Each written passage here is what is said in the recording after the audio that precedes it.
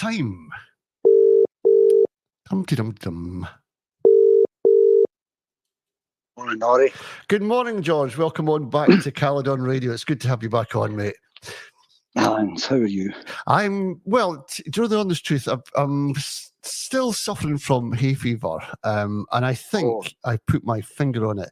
Every time I walk down the streets of Inverness, there's people with vapes and cigarettes blowing their smoke in my face.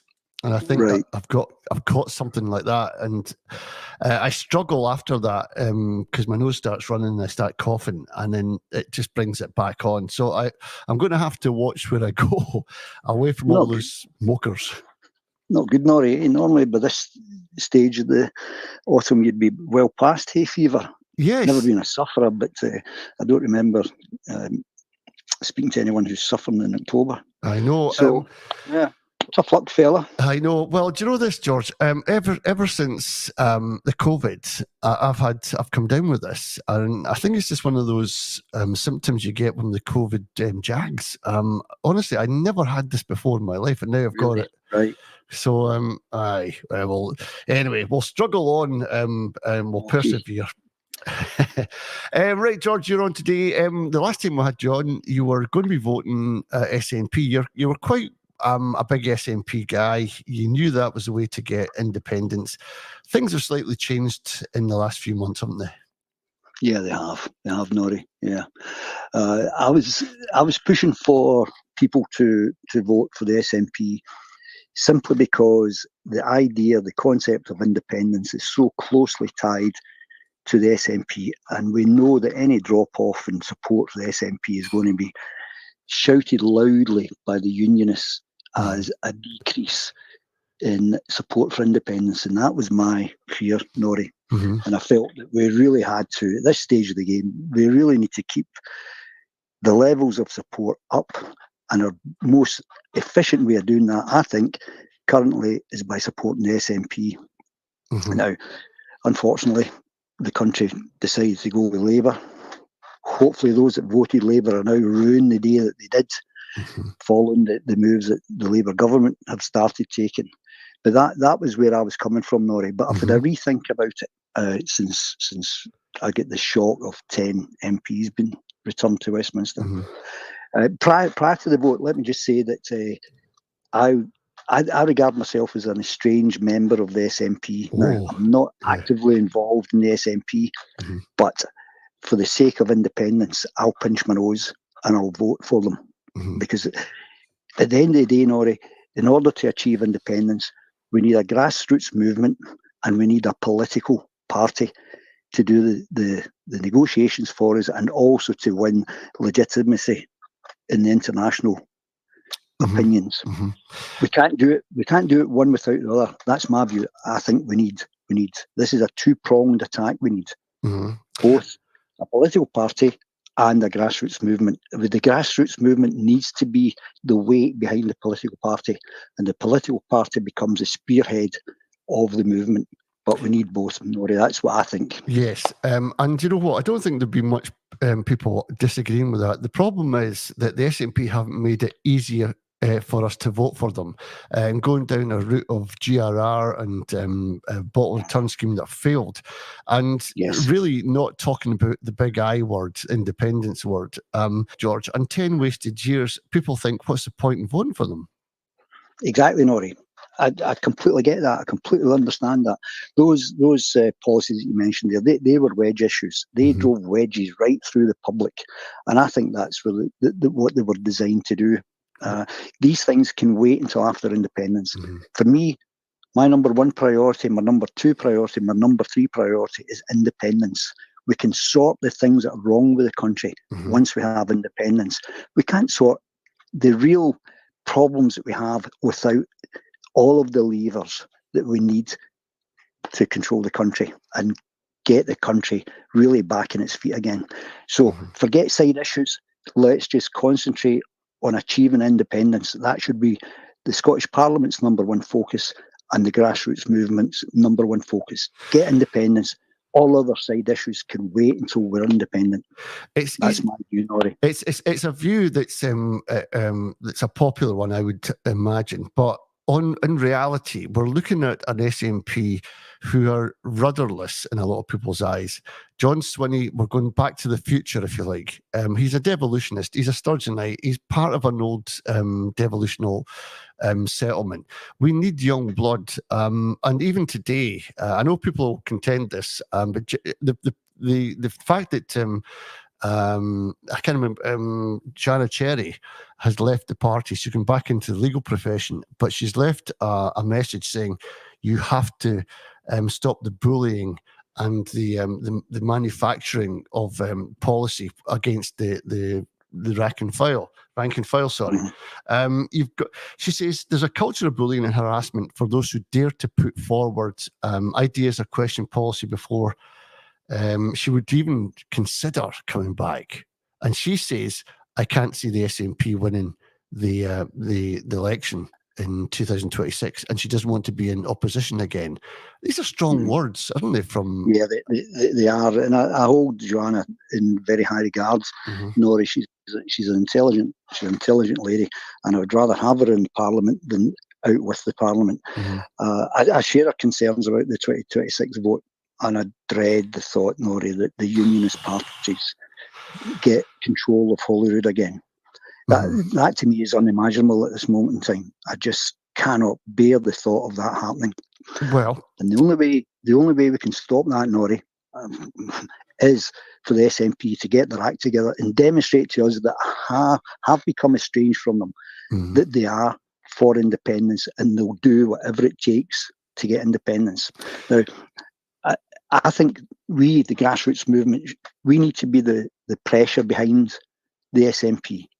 And we do that by writing to the First Minister. And I would ask your listeners, Norrie, to think about writing to the First Minister and demand to know what their plans are in order to take our independence. And I use the word take, Norrie. Take our independence. Yes. It's not going to be granted. We need to take it. And if the grassroots movement gets a campaign of letter writing by mail, not by email, by mail, so there's a physical letter that's got to be carried to the Parliament in a sack, hopefully hundreds of sacks. They've got a physical thing they've got to deal with. Yes. Now, don't forget, Norrie, the Scottish Parliament, through the SNP, accepted the concept of the sovereignty of the Scots in June 2018. Right. They accepted the claim of right, so they accept that we are sovereign. So let's assert our sovereignty by writing to the First Minister and demanding, as a sovereign Scot, what will they do in order to take our independence? Now, here's what I think we could do, Norrie. Yeah. We're at an impasse at the moment. The Supreme Court ruling, which denied the Scottish Parliament has the legal competency to hold a referendum on the Constitution. What we do have the ability to do is hold public consultations. So why not have a public consultation, just like they do for education and healthcare, etc., but on the Constitution? Won't be legally binding, but if they have a significant consultation and the grassroots movement, I think independent supporters will get right behind that. But it would demonstrate to us that the SNP are serious about getting us our independence and taking our independence. If they did some concrete action, Norrie, all we're getting at the moment is words. We're getting no action. Well, that's how I would like to proceed. Well, it just there's a couple of things in there. Getting a grassroots involvement with independence. Humza Yousaf went a stage forward, you could say. He set up an independence minister in Jamie Hepburn. But that didn't go far at all. He was very reluctant to give interviews. He didn't really talk about independence, even when he was brought on to the bigger stations, if you like, that BBC and STV. He was sidelined onto talking about different things. It didn't work. It didn't happen. If you're going to have something like that, you've got to put all and sundry into it. And I felt that it was lip service. It was just to please the masses. There's going to be an independence minister. He didn't do anything, George. That was the problem. And this is why This is why I would argue that the SNP have lost a lot of support. Yes, I agree, Norrie. It's exactly why I've become estranged from them, because I get fed up hearing the words and seeing no action. So I agree. I can't blame anyone else for feeling exactly how I feel. They need to demonstrate to us, Norrie. They've got how many months? 16, 17 months before the vote. So they need to demonstrate to the grassroots movement and those people who want independence but are not involved in the grassroots movement. They're not activists. They need to demonstrate that they are committed to this by giving us some real action, not just words. It's action we want. That's right, George. Last night we were speaking about how emotion ties very deeply into the independence campaign. And we were thinking we'd have to have some kind of big emotional upsurge. There's got to be something that really hits our heartstrings and it takes us further. Two things I would suggest over the last 24 hours. The carnage, the bombing of Beirut in the Lebanon is killing and maiming people again. And secondly, in the Parliament yesterday, the Red Tories, because that's what they are, they're just Tories in disguise. They all voted en masse to vote against the bill that was put the opposing winter fuel, opposing the Westminster's winter fuel. And you know what they'd done? They tried to raise an amendment saying that the SNP should mitigate this and go ahead with putting out payments to the pensioners this winter. If there's no money, there's no consequentials coming through. You can't do it. They know all the way, Norrie, that the funding just is not there to mitigate this yet again austerity measure by a Westminster government. It's despicable what the Scottish Labour MSPs did yesterday. It's utterly despicable.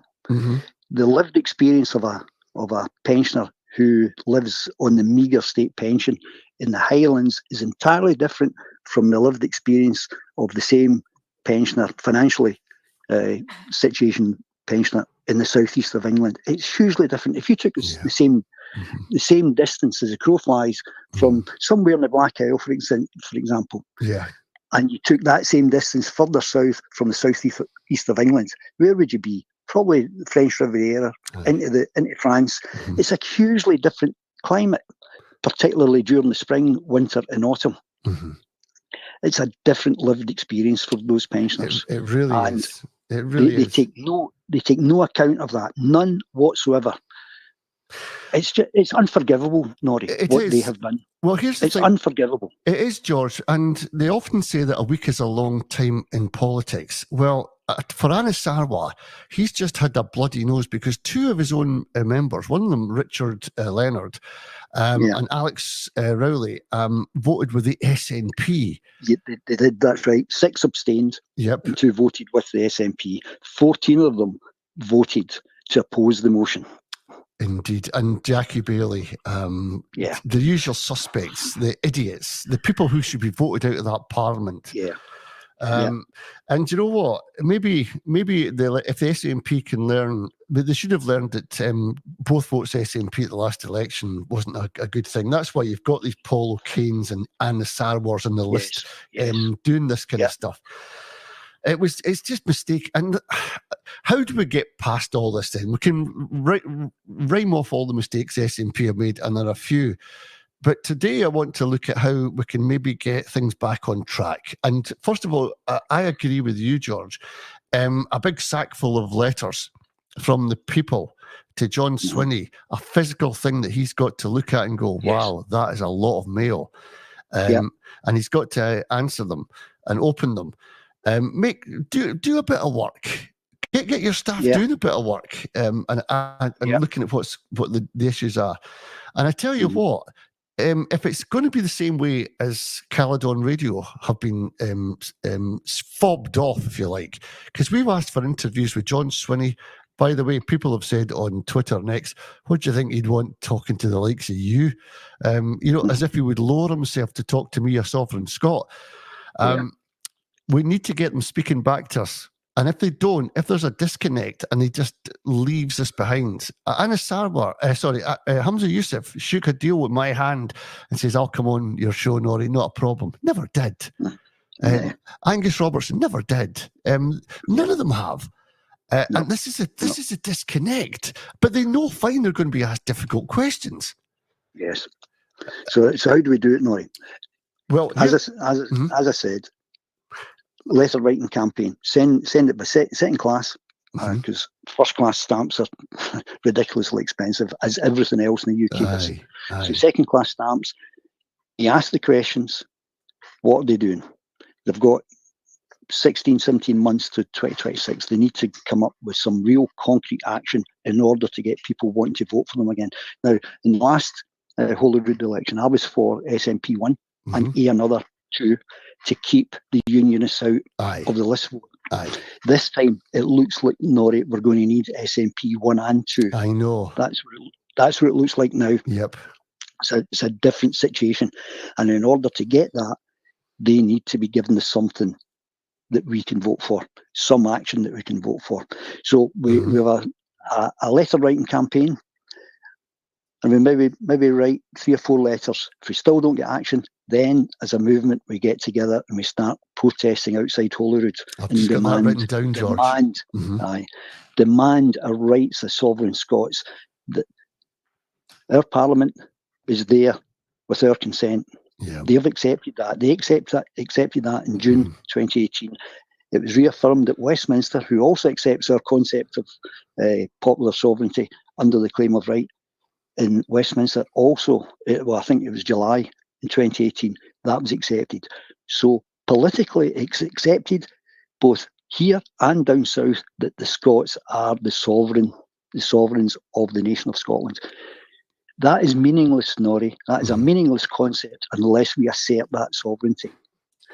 And we assert that sovereignty by writing to our elected representatives and by getting our feet on the ground, protesting. Well, demonstrate what we want. It's a good idea, and one I think we should really get moving. And the other thing is that I've got to say, people are now getting in touch and saying, look, it was only 2 weeks ago, Norrie, that the King Charles and Queen Camilla were given priority and first, accordance to the rules of the Scotland Act. They were brought in and paraded, and the local heroes, the Scots, who'd done lots and lots for their communities, were shunted into a back room.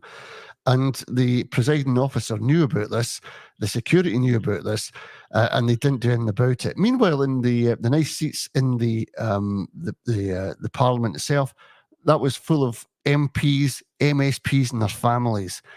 It just stunk of abusing the people who are there as local heroes, the sovereign Scot, and instead you curtsied and you bowed to somebody who isn't even your king.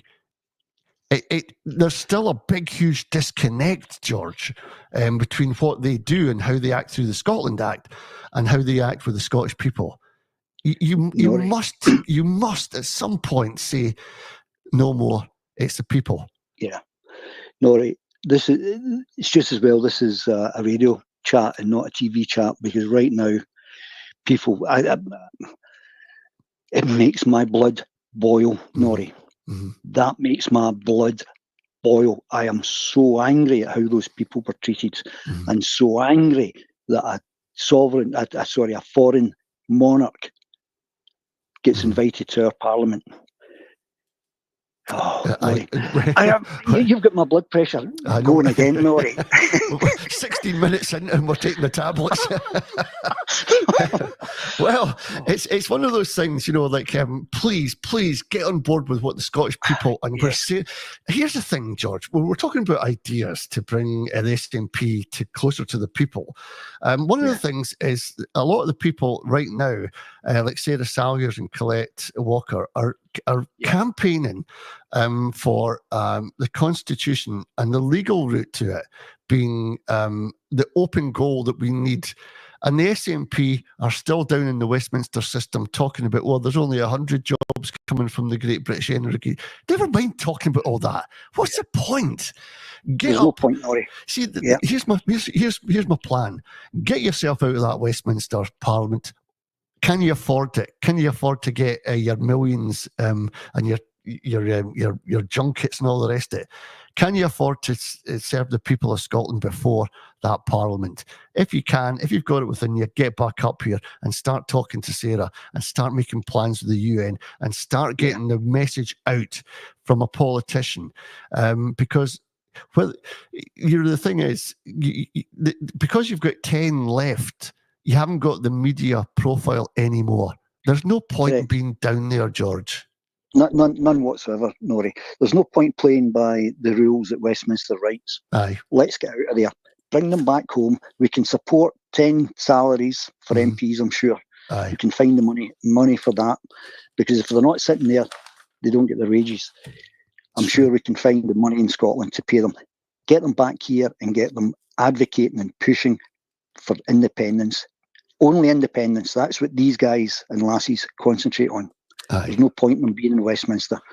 Absolutely 0 point at all. They'll never achieve anything of any worth down there. Not at all. But they can do up here. But they can start doing things. That's right. They could be the ones opening the letters to John Swinney and replying to the letters from received by John Swinney. Mm-hmm. We could get them doing some useful, productive work up here. So I'm with you on that. You mentioned Sarah.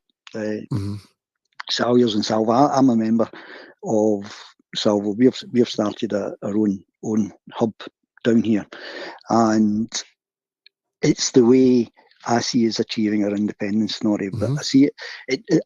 I'll go back to what I said earlier. It's got to be a grassroots movement and a political movement too. So the Scottish Parliament already asserted the claim of right in 2018. June 2018, I think it was. Yep. So they've got that. They conduct a public consultation on the Constitution. I think they would get a very good response for a change to the current constitutional settlement that Scotland has. So they've done 2 steps there. They then take it along with Salvo, then join forces with Salvo, and they take it to Committee 24 at the UN. We need to present a really, really strong case that Scotland is a colony and we're not a self-governing territory of the UK. So we need. I believe through Sarah's work and the researchers' work that we have the documentation and the evidence to support a very strong case that Scotland is in fact a colony. We are colonised.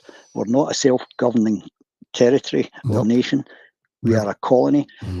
And with the Scottish Parliament accepting the claim of right that Scots are sovereign, a public consultation on the Constitution, Salvo and the Scottish Parliament then present a joint case to the UN as a liberation movement, Salvo and the liberation movement to the UN Committee 24, presenting their evidence, which I think will be compelling and strong enough to garner, to be put on the list to be decolonised. And then we have political legitimacy to go to the international community to seek support, to put pressure on Westminster and end this one-sided raping of our resources. Indeed. Do you know this, George? All that is a best case scenario, and it's one that can work. But the problem is we've got, and I honestly believe the UN are just waiting for us. They are waiting for us to come in there because, the amount of people I get on this show from overseas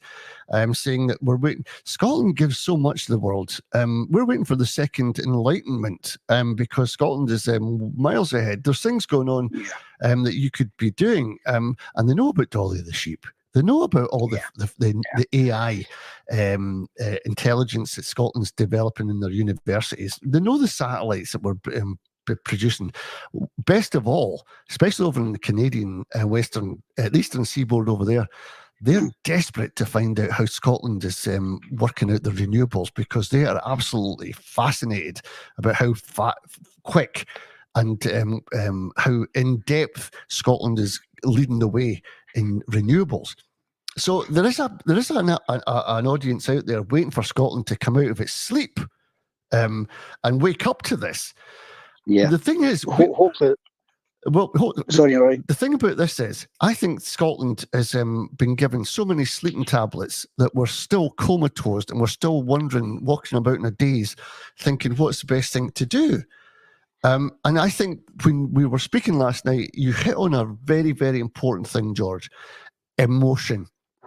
We've got to get the emotions we've got to get the hearts, then the minds of the people of Scotland. Yes. And the hearts, I think, is not being, not accepting that the deaths of Palestinians, children, the beheading, the loss of limbs, the desperate collapse of buildings on top of people, the random shooting from Israeli troops on Palestinian people, that we cannot let that normalise. And I don't think Scots will. But here's the thing. We've got to make this clear as day. If you voted for the Labour Party, you are complicit in supporting Keir Starmer and his acolytes, the Scottish MPs. You are complicit in the deaths of all those people. Now, that is a hard-hitting thing for people to say, oh, I wanted a change from the Tories. You knew as well as we did where Keir Starmer was going. You knew exactly what you were voting for. And the very fact that he's taken away your fuel allowance, we need to get to people to start thinking how different this man is from on paper to what he is in practice. Yeah. And if we get that done, George, we're halfway there. Hopefully, Norrie. What's going on in Gaza is unimaginable. The horrors that these people are facing is just indescribable in my mind, Norrie. And Israel, being supported by the UK, Germany, most Western nations, I'm asking myself, why are they supporting this genocide? Why are they allowing this to happen? So what is Israel got on the UK or America? Well, or the other Western countries? What is it, Norrie? Why? I mean, it's beyond my comprehension. Why a UK politician can support a nation that is conducting such horrific atrocities against unarmed, occupied, colonized citizens. What the hell is going through their minds? Or what is forcing them into that position? I always remember, George, when I was at university, I was doing on this course. It was more of a sociological thing, but this guy, Steve Bruce, Professor Steve Bruce, amazing guy, was doing this course on politics and religion, and it opened up a Pandora's box about what we were thinking about how the Americans work and how they see Hezbollah and Hamas and all these other groups that will spring up to make it. Every country needs a bogeyman, right? An enemy, so that they can say, well, we're not as bad, and we've got these to deal with as well. We've got all these people, and America's got gas-guzzling cars. They need oil. They need it. And it's a way of life for a lot of people, and it's a class system in America. If you've got the bigger the car, the bigger the status it is for you. And they need oil. How do they get the oil from Saudi, and how do they get it from other places? They make sure that they've got an ally over there in Israel. And if we don't get the oil, Israel will be used to go to these places and change minds. And then when they get hit back, America comes into the situation and protects Israel. It's designed that way because you need an enemy. And here's Keir Starmer, a libertarian. He's bought into this British-American project. And this is a right-wing project, by the way, that sees people like you and I, George, and countless others. If we can't afford something, we don't get it. They're wanting to take every penny off you. Yeah. and they're not going to that's give. right. And here's the double deal. Why should we waste money on people who don't give much back? So children, yes, and pensioners. Pensioners. That's right. Now, if I could go back to what you're saying about the US and oil, what state of mind must an individual have in order to put economic advantage and benefit over the safety of innocent citizens? I mean, what must they be thinking to think that the love of the buck is greater than the love of their fellow human being, and allowing these atrocities to go on? We're in different times now, Norrie. When Israel attacked Lebanon back when Ronald Reagan was in power, I think there was some like 1,200 people had been killed. Reagan picked up the phone to the then Prime Minister of Israel, and the bombing stopped within 20 minutes. Yeah. Biden is sanctioning these atrocities that are going on in Gaza, the West Bank, and Lebanon right now. For sure. So what has changed, Norrie? Nothing. Is it the mindsets? Nope. I've no idea. Why is it so different now?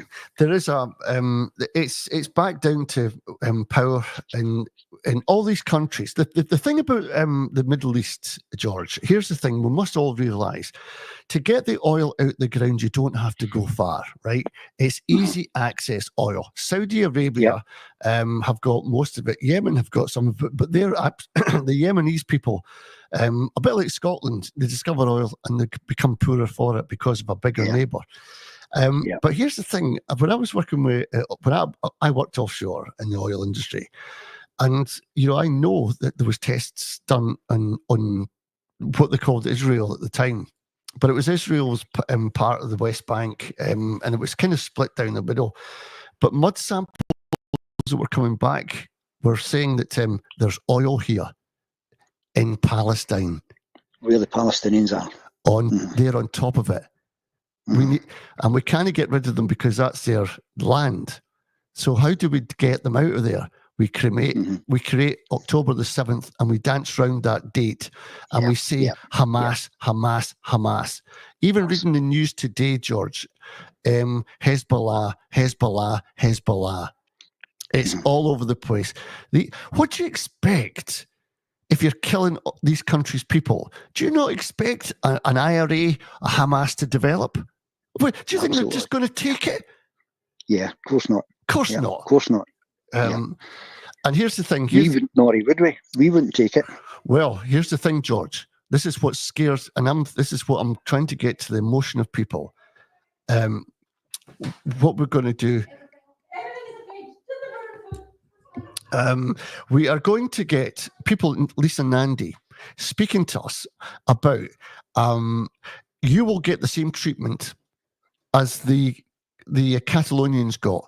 And she says it with her pretty girl looks and all the rest of it, but in that brain between the ears is spouting out messages,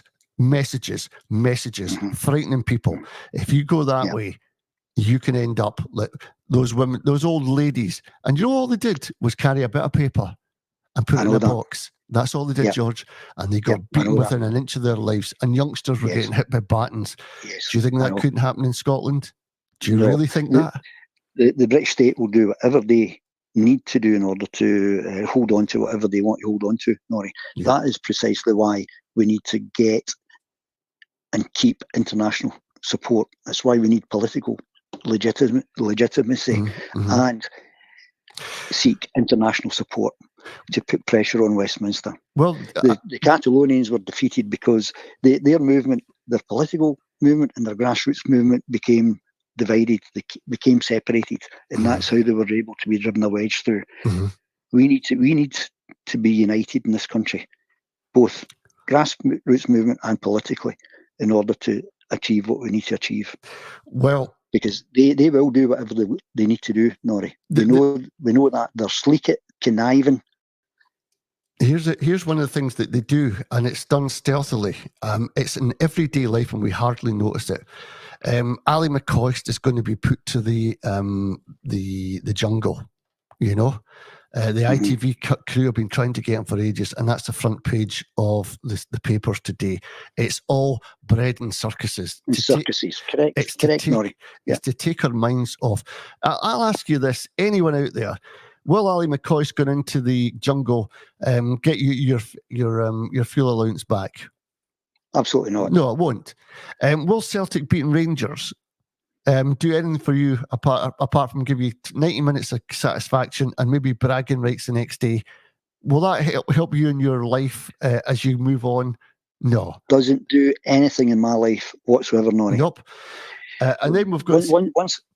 And that's the thing. Once I became of this term, bread and circuses, Norrie, I used to be a football fan, but once I became aware, during the 2014 campaign, lots of us became politically aware, didn't we? And that was back then I first learned of this phrase, bread and circuses, which was coined by the Romans. That's right. I then recognised what football was all about, what the soap operas were all about, what the cinemas were all about. So about keeping me distracted, keeping me thinking about rubbish, nonsense, arguing with my pals about who's a better player, which team was best.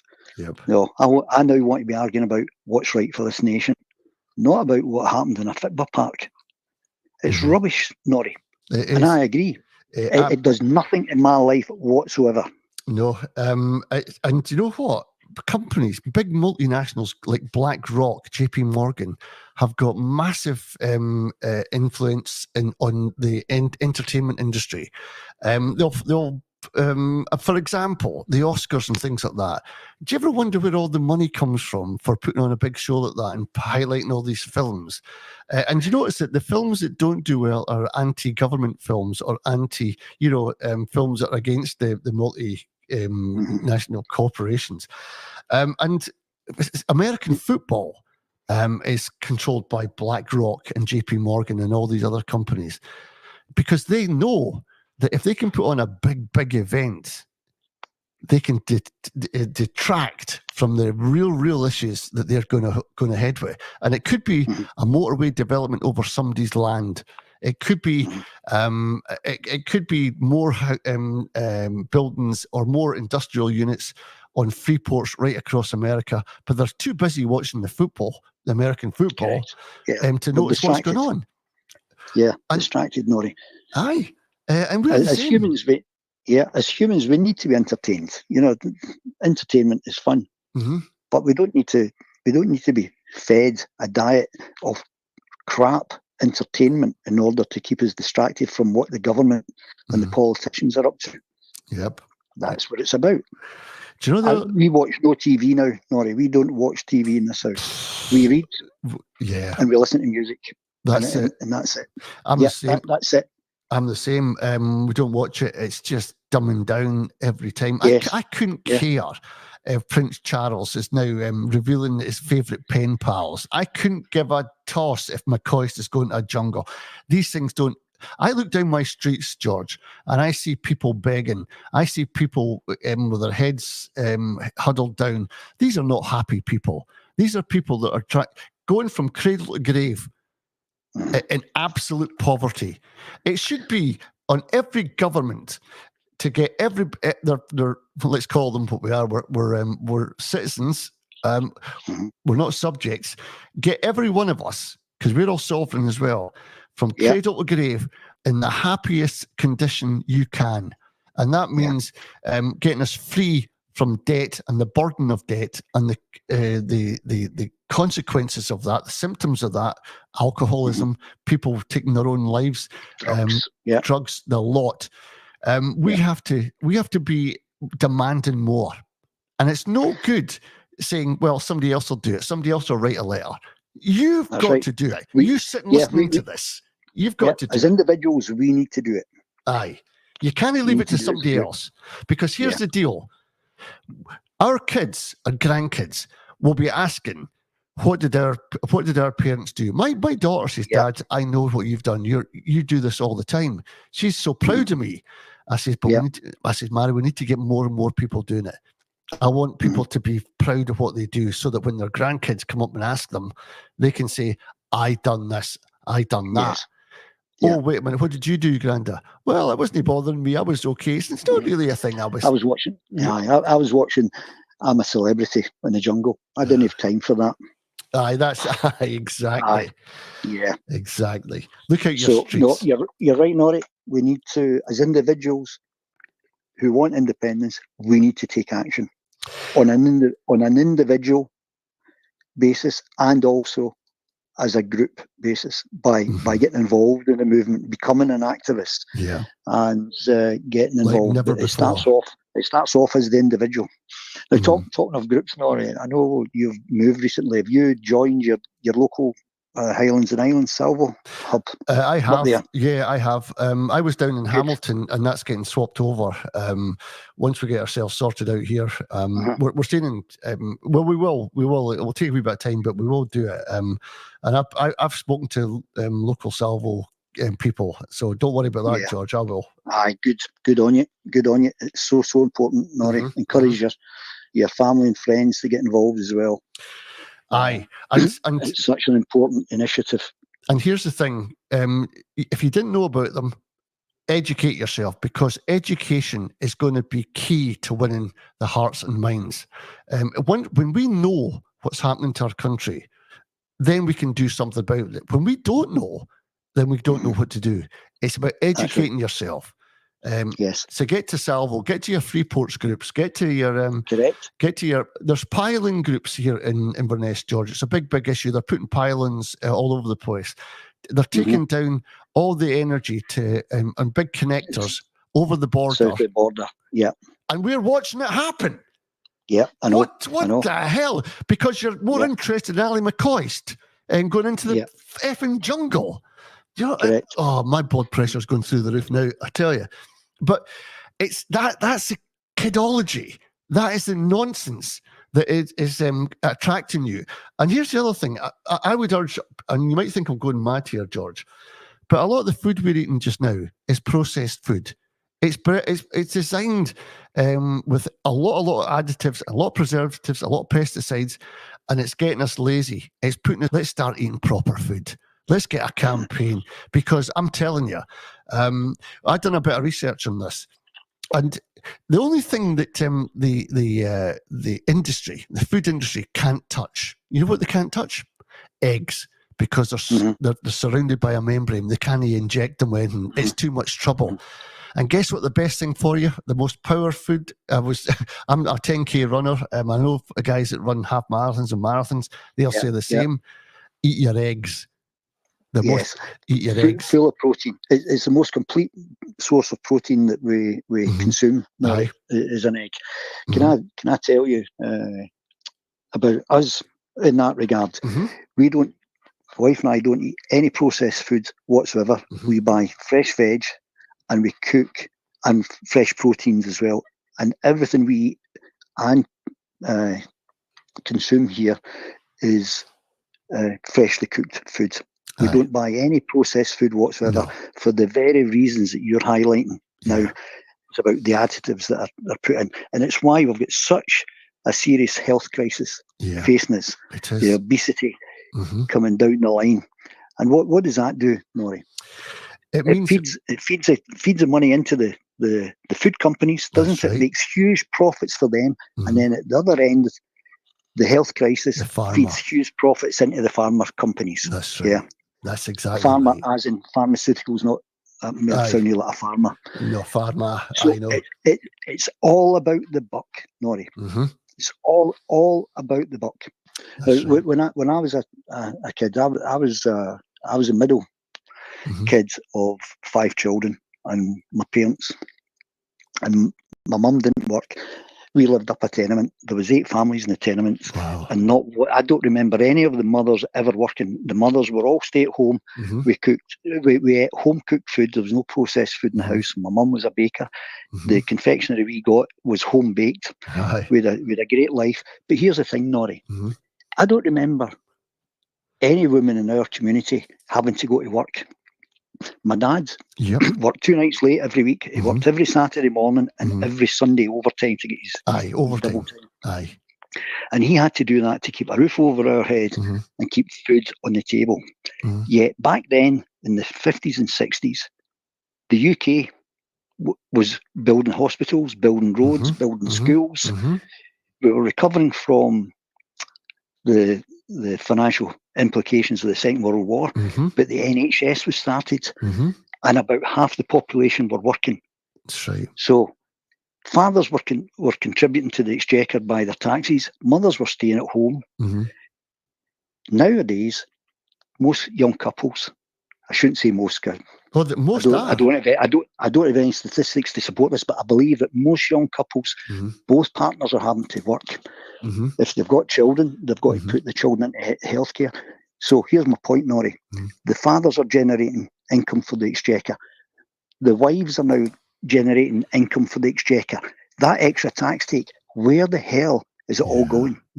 Why is the country in such a dire mess that we need austerity to the point where they're denying pensioners in Scotland a little bit of helping hand to cope with extortionate winter fuel bills? Where is that money going, Norrie? Well, do you know this? Why is it so different from when we were kids? I tell you, I can give you a plotted history. Back in the day when Margaret Thatcher first met with Ronald Reagan, he introduced this thing called trickle-down economics. It was a right-wing neoliberal thing where those at the top are the earners and those at the bottom need to be grateful for the crumbs they get. Take the scraps.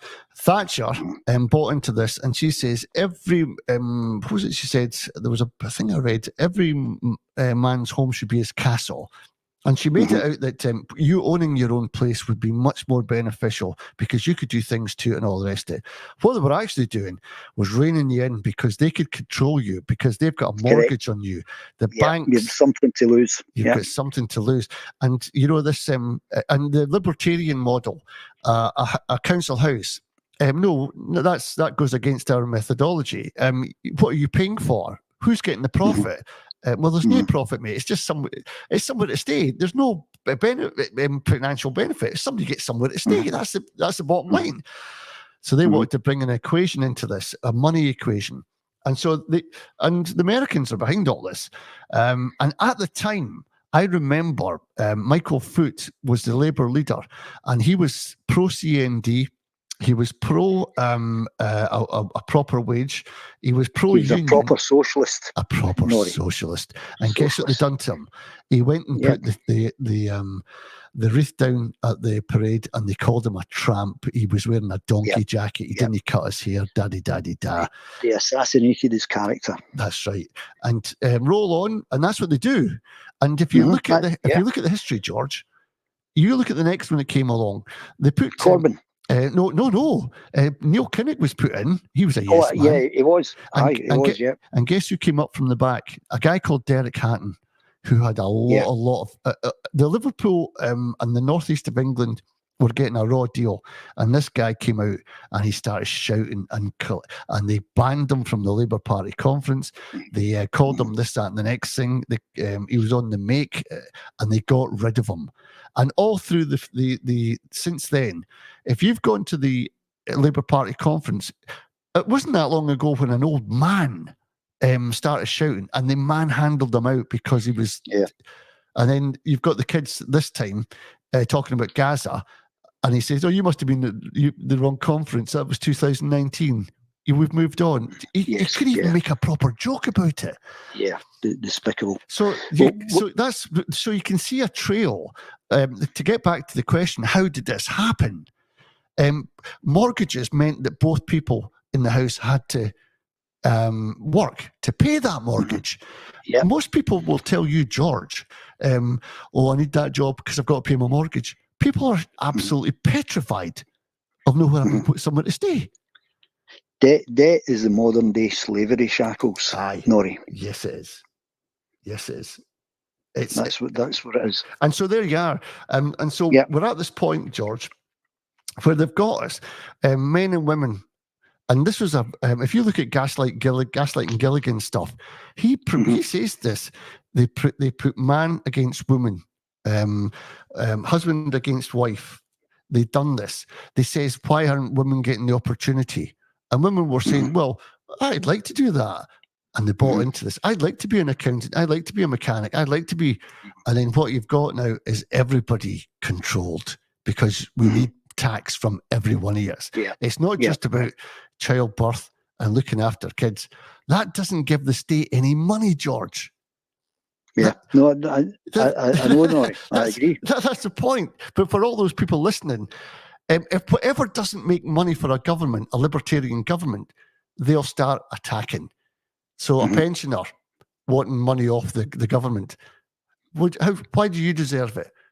You know, they don't. In their book, they don't deserve it. They'll not get it. Yeah, and this, that's right. If we can get that message filtered right through to the Scottish Parliament, and maybe get discussions on libertarianism in the Parliament and colonialism in the Parliament, then we can start gathering round. Because once our politicians follow us, George, we've got them. We've got them. We need to be the leaders of the politicians, Norrie. Aye, they need to follow our path. We're the Sovereign Scots. We need to tell them what we want, and we need to lead them on how to achieve it. We've got to do it. But if I could go back to Michael Foot, when you says the next one, I was thinking about how they destroyed Corbyn. Because Corbyn was a proper socialist, but they destroyed him by accusing him of anti-Semitism and not dealing with anti-Semitism in the Labour Party. But totally bogus accusations, bollocks. But that's how they destroyed him. And you know, the general public who are not engaged in politics don't see these tactics, Norrie. They don't see how words are weaponized against individuals that threaten capitalism or the big corporations. How they control most of our lives. Yeah, it happens day in, day out. People are destroyed. Well, there's a couple of things I was looking at. I take them from Commonweal. I'll make no bones about that. I've been looking at their stuff, and for the SNP, for the Scottish Government to really get on side with the people of Scotland, and remember, George, we're running out of time here. We do have a problem right now, and that is housing. There's a lack of... Sorry, Norrie, you broke up there. I heard we're running out of time, and then it went dead. Oh, right. I know we're probably getting infiltrated, but never mind. What I'm saying is we're going to be at a point where we need more houses. We need to build more houses. Here's the deal from Commonweal. They said set up a national building association, not for profit, but a government run, and we'll get all the youngsters trained up in bricklaying, joinery, tiling, slating, architecture, design, all that stuff. We're going to be creating jobs. And at the end of it, we're going to be creating jobs. There's a tax take that comes off of that. Remember, we have got some income tax powers in Scotland. So, but more than that, it would show that you're on our side. You're doing something bloody radical, bloody big, and you're giving jobs to youngsters. Wouldn't that be a brilliant thing to do? It would be a brilliant thing to do, Norrie. It comes back to funding, though. Right now, the Scottish Government is strapped because the block grant has been cut since 2010, has been cut in real terms quite significantly. So they don't have the funding available to do that now. Well, but if we were an independent nation with full control of economic levers, Norrie, that is something that would be not just job creation, it would be hugely beneficial for the people, for the people of Scotland. I've not got you in that one. What about this one then? To raise money? No. You have, Norrie. I absolutely agree. But right now we don't have the funding. But we need to do something. So here's we do need to do something. But right now, Norrie, the Scottish Government are limited to borrowing only 450 million a year. They need to balance the books. They don't have the funding. They're having to cut public services because Westminster have cut the funding to Scotland, and not just cut the funding. We don't get anywhere near what we generate in wealth from this wonderful nation of ours. Yeah. So it all comes back down to funding, Norrie. It is a brilliant idea. Germany does it. Denmark does it. The Netherlands, they've got a fantastic social housing That's right. program going on. It's not for profit. everything they make goes back into regenerating new houses. They make sure that the houses are built and renovated to green standards to help save the planet. So I'm with you on it. Right. I'm absolutely with you on it. I've got another But, one. Yeah, I've got fire another away. one. Get rid of the hated council tax. It's pejorative. It's not fair. It's not balanced. It's the king in Balmoral pays the same as somebody down in Ballater, down the village below. It's not fair. Stop it. Do something else. Now, I know from different colleagues and different people more able than I am, George. They said it's quite easy to set up a land tax, Norrie. All you need to do is get Google Maps or some kind of software like that. And then what you do is you place where everybody's staying a land tax on them. So, for example, somebody in a tenement flat doesn't pay any. He hasn't got any land. Or he shares a minimal because the bottom bit where the block of flats are is on land. So they've got minimal, right? Because they've no land. They've no garden. And they've no place to sunbathe. They've nowhere to go down and get fresh air. They pay next to nothing. Somebody with a wee postage stamp has to pay something.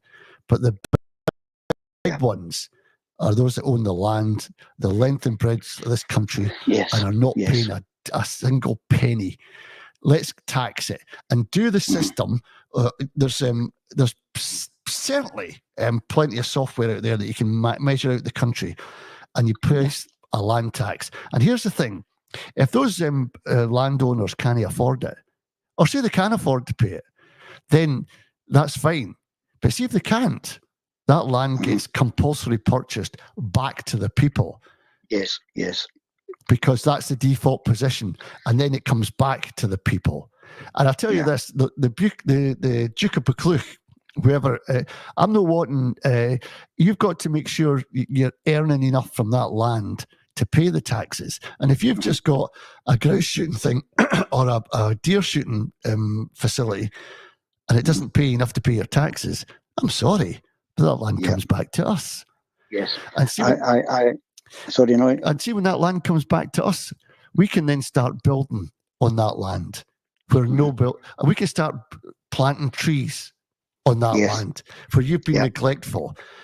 It's something radical like that we have to do, George. Yeah. Do you know what I mean? Absolutely. I absolutely agree, Norrie. We need a more equitable way of funding our local authorities.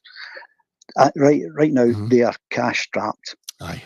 Public services have been slashed everywhere. Correct. So we need to be radical in order to reverse these trends. And it needs to be a more equitable way of raising money for the local authorities. Aye. I agree with you. Land tax. A land tax. Will be other. If we got together, Norrie, a group of citizens got together, I'm sure we could come up with a far better, more equitable method of funding local authorities than what we currently have. In that I agree. It's obscene that properties in a band. I mean, there could be a huge disparity between a property in one band to another property in the same band, and they're paying the same money. Yep. So but that's something the SNP have been beating their drum about for ages and done nothing about as well. See, that's the thing. Joanna Cherry gave us a clue. She says the bullying at the conference and the get in line attitude.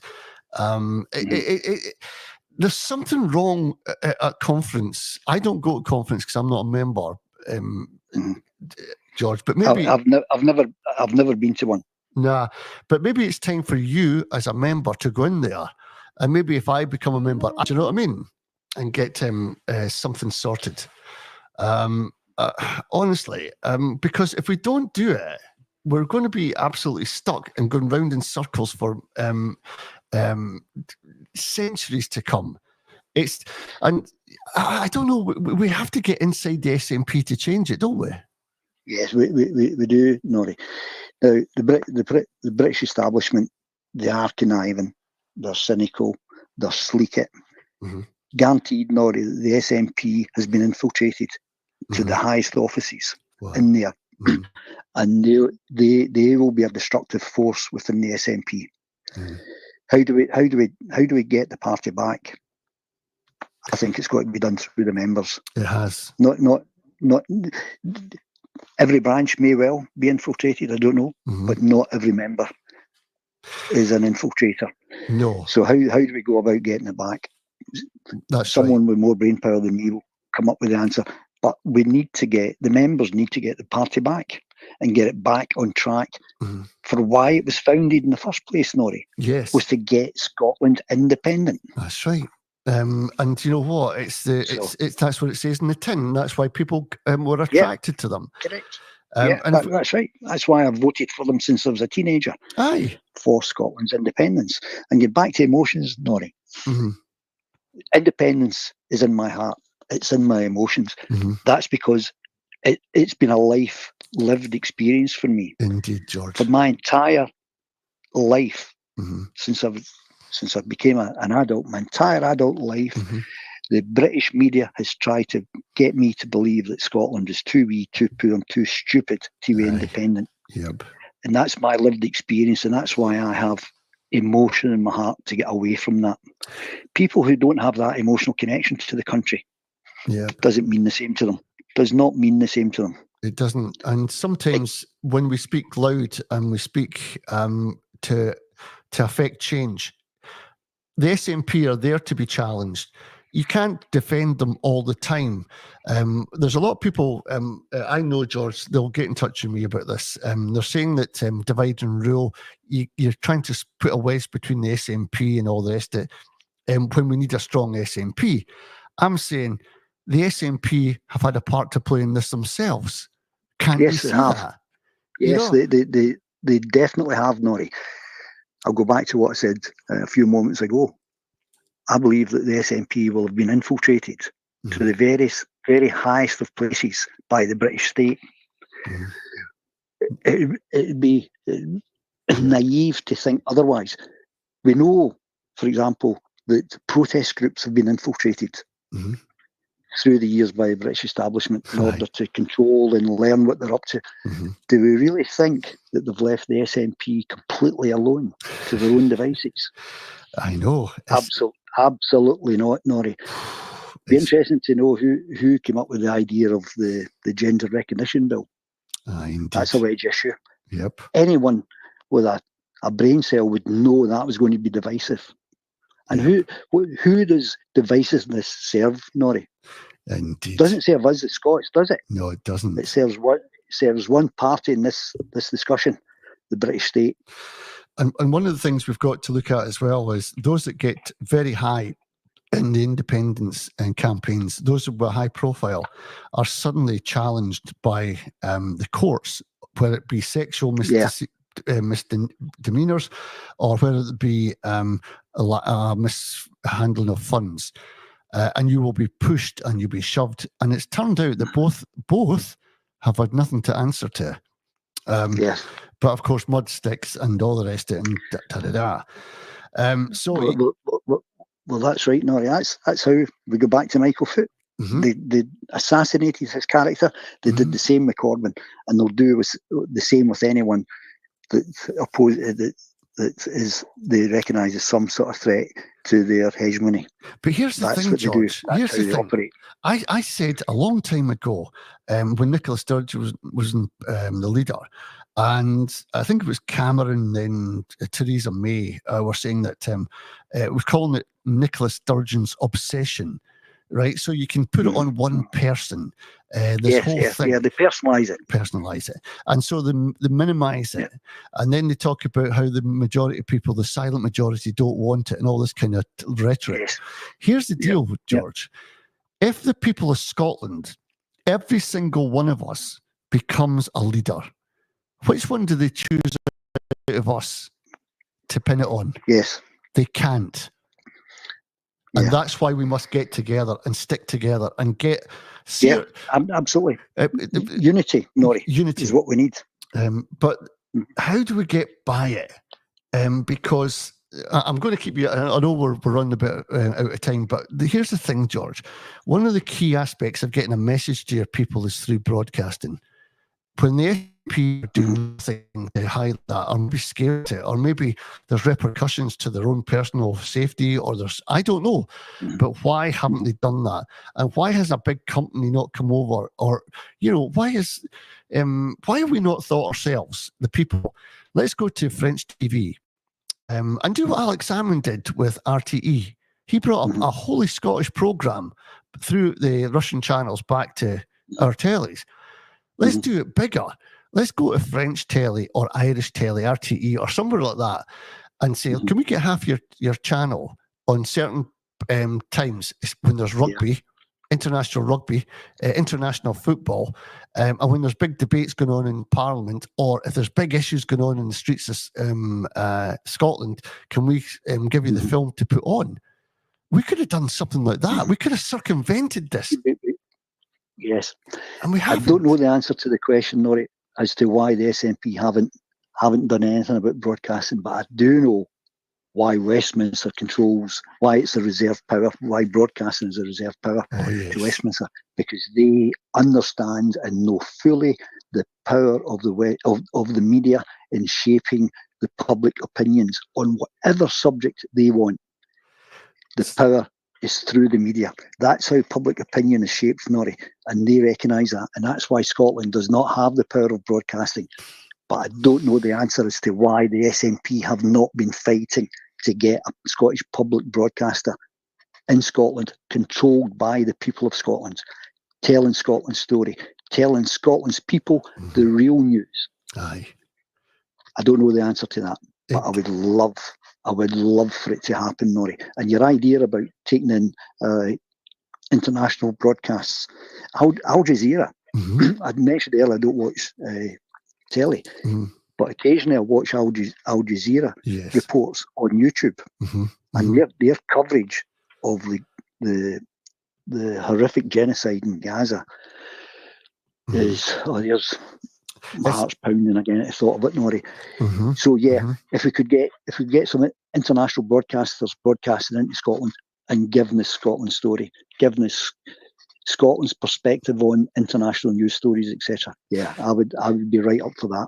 Do you know this, George? I was in Canada not long ago, and CBC were putting a story out about Scotland, and it was a story I'd never even heard of. It was our wave power potential, and they were doing this big. It was a big 10-minute thing on their big news, and they were over in Aberdeen. And do you know what? There was Union flags and stuff flying about. The British establishment know fine that when a story is getting picked up, they will be out there with flags and they'll be putting stuff out that show that there's a United Britain thing here. Yes.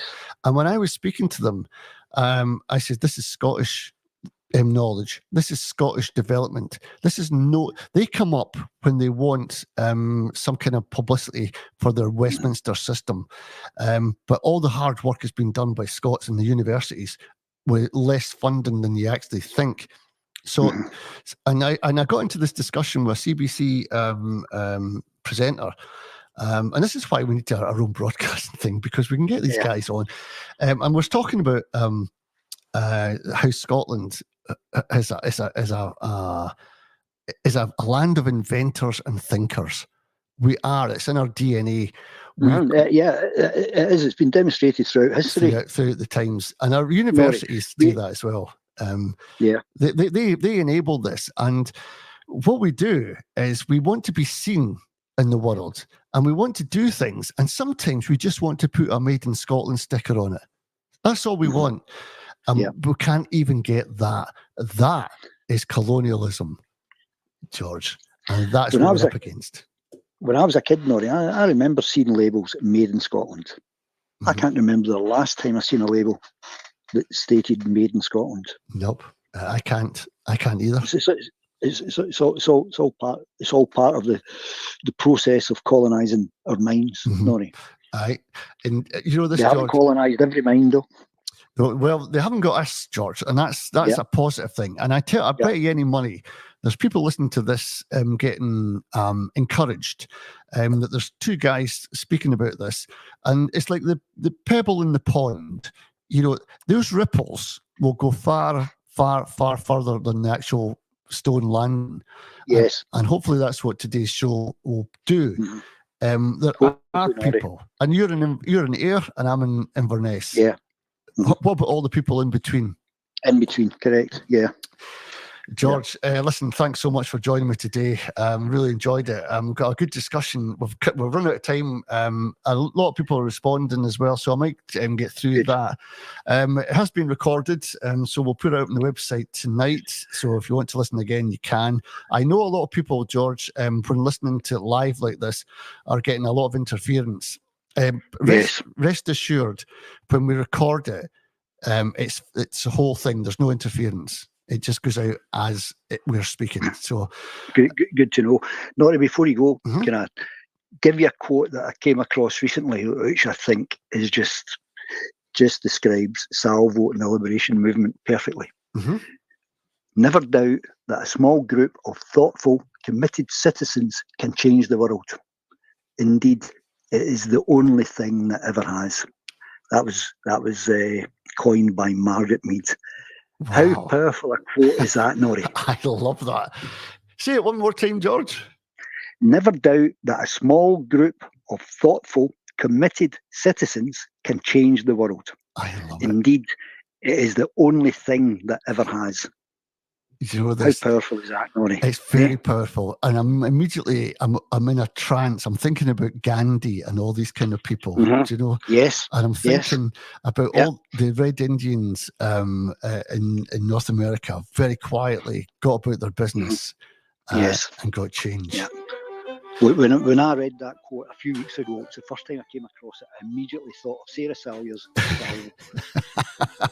I'm thinking about all of us, George. All of us have got this inert pressure that we can put on people if only we knew where to find it and how to use it.